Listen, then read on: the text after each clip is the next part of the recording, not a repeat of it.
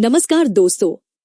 अंतरिक्ष के कचरे को साफ करने वाले इसरो मिशन से लेकर एआई आधारित शिक्षा और ग्लोबल सोलर ग्रिड तक आज के 10 सवाल आपकी तैयारी को और मजबूत बनाने वाले हैं। देखते हैं आप 10 में से कितने सवालों का सही जवाब दे पाते हैं। तो चलिए शुरू करते हैं। पहला सवाल, अंतर्राष्ट्रीय सौर गठबंधन से जुड़ा यह सवाल महत्वपूर्ण है। अंतर्राष्ट्रीय सौर गठबंधन द्वारा प्रस्तावित ग्लोबल सोलर ग्रिड इंटरकनेक्शन का प्राथमिक उद्देश्य क्या है? सौर ऊर्जा की कीमतों को विश्व स्तर पर एकसमान करना। बी, समय क्षेत्र के अंतर का उपयोग कर सौर ऊर्जा का 24 घंटे निर्बाध हस्तांतरण। सी, सौर पैनलों के निर्माण में तकनीकी मानकों का मानकीकरण। डी, केवल विकासशील देशों के लिए सौर सब्सिडी देना। सोचिए सही जवाब। सही उत्तर है समय क्षेत्र के अंतर का उपयोग कर सौर ऊर्जा का 24 घंटे निर्बाध हस्तांतरण। दूसरा सवाल, नीति आयोग और एक्वा कल्चर से जुड़ा यह सवाल महत्वपूर्ण है। एक्वा कल्चर के लिए प्रस्तावित बायो सेंसर आधारित वाटर क्वालिटी मॉनिटरिंग का मुख्य लाभ क्या है? ए, केवल पानी का तापमान मापना। बी, पानी में अमोनिया और पीएच स्तर का रियल टाइम पता लगाकर मछली की मृत्यु दर कम करना। सी, पानी को पूरी तरह खारा बनाना। डी, मछलियों की गति का मानचित्रण करना। सोचिए सही जवाब। सही उत्तर है पानी में अमोनिया और पीएच स्तर का रियल टाइम पता लगाकर मछली की मृत्यु दर कम करना। व्याख्या, यह तकनीक पानी की गुणवत्ता खराब होने से पहले चेतावनी देती है, जिससे मछलियों की सुरक्षा बढ़ती है। तीसरा सवाल, विश्व योग दिवस से जुड़ा यह सवाल महत्वपूर्ण है। योग स्वास्थ्य कोड का मुख्य कार्य क्या है? ए, योग शिक्षकों का प्रमाणीकरण। बी, योग के लाभों को बीमा दावों और आयुष्मान भारत के तहत इलाज के प्रोटोकॉल से जोड़ना।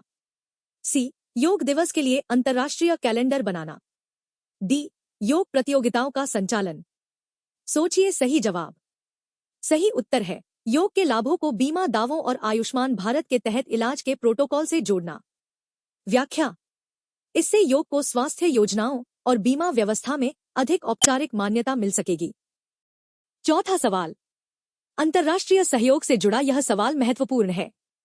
भारत और इथियोपिया ने किस क्षेत्र में सहयोग के लिए साझा संस्थान बनाने पर सहमति जताई है? ए, साइबर सुरक्षा। बी, कृषि विस्तार शिक्षा।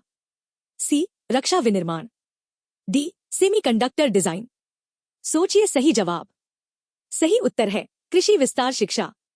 व्याख्या, इस पहल के माध्यम से इथियोपिया के किसानों को आधुनिक भारतीय कृषि तकनीकों का प्रशिक्षण दिया जाएगा। पांचवा सवाल, अंतरिक्ष विज्ञान से जुड़ा यह सवाल महत्वपूर्ण है। इसरो का स्पेस वेस्ट मिटिगेशन मिशन किस प्रकार के मलबे पर केंद्रित है? ए, चंद्रमा पर गिरे उल्कापिंड। बी, पृथ्वी की निचली कक्षा में मौजूद निष्क्रिय उपग्रहों और उनके अवशेषों को हटाना। सी, केवल मंगल ग्रह के आसपास का मलबा। डी, अंतरिक्ष यात्रियों का व्यक्तिगत कचरा। सोचिए सही जवाब। सही उत्तर है पृथ्वी की निचली कक्षा में मौजूद निष्क्रिय उपग्रहों और उनके अवशेषों को हटाना। व्याख्या, पृथ्वी की निचली कक्षा में बढ़ता अंतरिक्ष मलबा भविष्य के मिशनों के लिए खतरा बन रहा है। 5 सवाल पूरे हो चुके हैं। अपना स्कोर कमेंट में जरूर बताइए। अब बढ़ते हैं अगले सवाल की तरफ। छठा सवाल, कॉर्पोरेट गवर्नेंस से जुड़ा यह सवाल महत्वपूर्ण है। महारत्न कंपनियों के लिए नए कॉर्पोरेट गवर्नेंस मानकों के तहत क्या बदलाव किया गया है? ए, सीईओ का कार्यकाल 10 वर्ष निश्चित किया गया है। बी, बोर्ड में कम से कम 2 महिला स्वतंत्र निदेशकों की नियुक्ति अनिवार्य है। सी, सभी लाभ सामाजिक कार्यों में खर्च करना होगा। डी, विदेशियों को बोर्ड का अध्यक्ष बनाना होगा। सोचिए सही जवाब। सही उत्तर है बोर्ड में कम से कम 2 महिला स्वतंत्र निदेशकों की नियुक्ति अनिवार्य है। व्याख्या, इस कदम का उद्देश्य निर्णय प्रक्रिया में विविधता और पारदर्शिता को बढ़ावा देना है। 7वां सवाल, अंतर्राष्ट्रीय कनेक्टिविटी से जुड़ा यह सवाल महत्वपूर्ण है। सिल्क रोड डिजिटल कनेक्टिविटी पहल में भारत की क्या रणनीतिक भूमिका है? ए, संस्थापक सदस्य। बी, रणनीतिक साझेदार। सी, वित्तीय प्रवर्तक। डी, विरोध करने वाला मुख्य देश। सोचिए सही जवाब। सही उत्तर है रणनीतिक साझेदार। व्याख्या, भारत इस पहल के माध्यम से मध्य एशिया के साथ डिजिटल और लॉजिस्टिक संपर्क को मजबूत कर रहा है। 8वां सवाल, उत्तर प्रदेश से जुड़ा यह सवाल महत्वपूर्ण है। उत्तर प्रदेश सरकार ने दिव्यांगजन सशक्तिकरण विभाग के साथ मिलकर किस नए एआई आधारित सहायक ऐप को राज्य भर के सरकारी स्कूलों के लिए लॉन्च किया है? ए, सुगम शिक्षा मित्र। बी दिव्यवाणी ऐप, सी दृष्टि एआई सहायक, डी सरल पहुंच ऐप। सोचिए सही जवाब। सही उत्तर है दिव्यवाणी ऐप। व्याख्या। यह ऐप दृष्टिबाधित और श्रवण बाधित छात्रों के लिए सांकेतिक भाषा को तुरंत टेक्स्ट या ऑडियो में बदलने में मदद करता है। 9वां सवाल। गाजियाबाद की स्मार्ट वाटर मीटरिंग परियोजना से जुड़ा यह सवाल महत्वपूर्ण है। इस परियोजना का प्राथमिक लाभ क्या है? ए हर घर में हॉट वाटर की सप्लाई, बी पानी की बर्बादी और अवैध कनेक्शनों को ट्रैक करना, सी पानी की कीमत शून्य करना, डी वर्षा जल को इकट्ठा करना। सोचिए सही जवाब।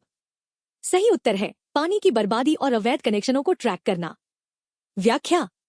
स्मार्ट मीटर रिसाव और अनावश्यक जल उपयोग की पहचान कर पानी बचाने में मदद करते हैं।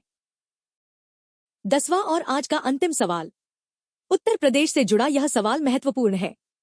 चित्रकूट के वन क्षेत्र को सामुदायिक संरक्षित वन घोषित करने का क्या महत्व है? ए यह पूरी तरह पर्यटन के लिए प्रतिबंधित होगा, बी स्थानीय समुदायों को वन संसाधनों का टिकाऊ उपयोग करने और वन संरक्षण में अधिकार देना, सी यहां नए उद्योगों को बसाना, डी यहां केवल खेती करना। सोचिए सही जवाब।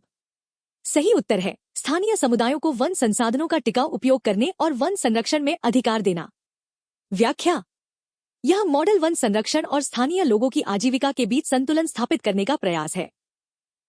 आज के 10 सवाल यहीं पूरे होते हैं। आपका स्कोर 10 में से कितना रहा हमें कमेंट में जरूर बताइए। वीडियो पसंद आया हो तो लाइक करें और चैनल इतिहास और आज को सब्सक्राइब करना न भूलें। सड़क सुरक्षा जीवन रक्षा। जय हिंद।